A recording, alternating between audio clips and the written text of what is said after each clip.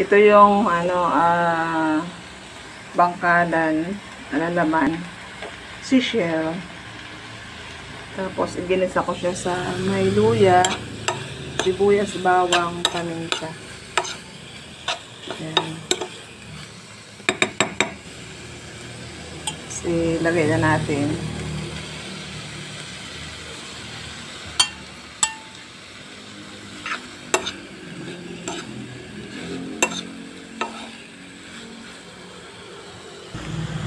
Lagyan natin siya ng kaunting asin.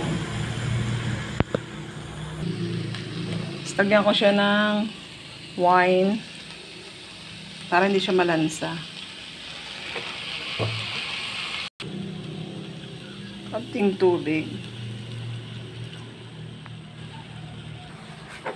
Saka kaunting toyo.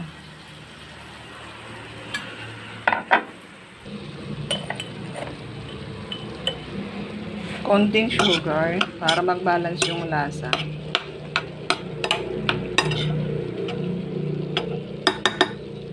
Saka ako siya tatakpan. Para yung kamatis ay lumambot. Naglasa dun sa pangkalan. Saka lagyan natin ng cornstarch para lumapot.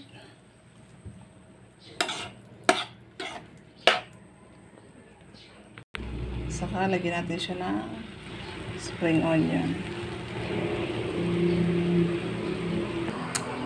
Yan, luto na siya. Masarap na yung aking ginawa na bangkadan.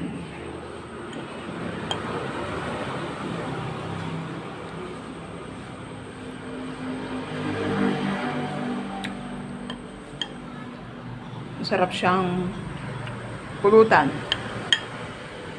Pang ulam.